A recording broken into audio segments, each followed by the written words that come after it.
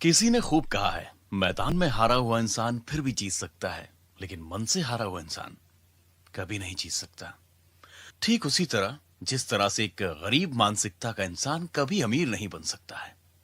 और सच भी है दोस्तों, हम अपने हालात से, अपनी आर्थिक परेशानियों से जूझते जूझते थक जाते हैं और ऐसी ही गरीबी की मानसिकता में उतरने लगते हैं। यदि आप मेरी बातों से सहमत नहीं तो मेरे इन सवालों का जवाब दें। क्या आप कर्ज में डूबे हैं? क्या रोजमर्रा के खर्चों का सारा इनकम निकल जाता है?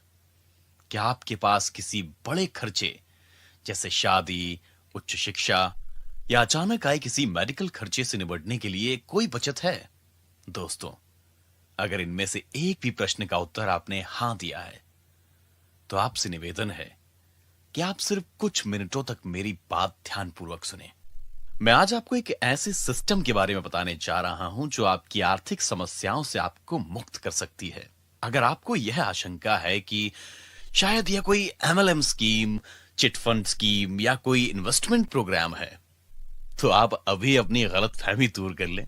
मैं आपको एक ऐसे सिस्टम के बारे में बताने जा रहा हूं जो एक सामाजिक उपक्रम है, जिसके द्वारा भारत का हर एक व्यक्ति कर्ज से मुक्त हो सकता है और अपनी आर्थिक स्थिति को बेहतर बना सकता है।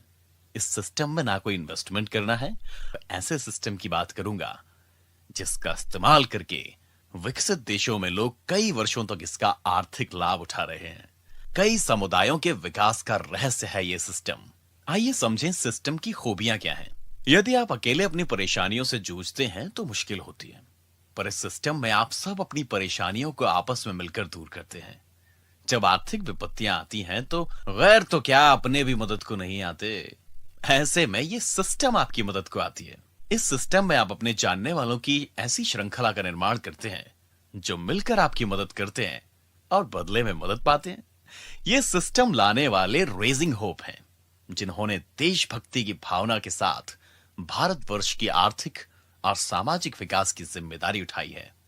उन्होंने ये संकल्प लिया है कि वह भारत के कमजोर, खासकर युवाओं और महिलाओं को आर्थिक रूप से आत्मनिर्भर बनाएंगे।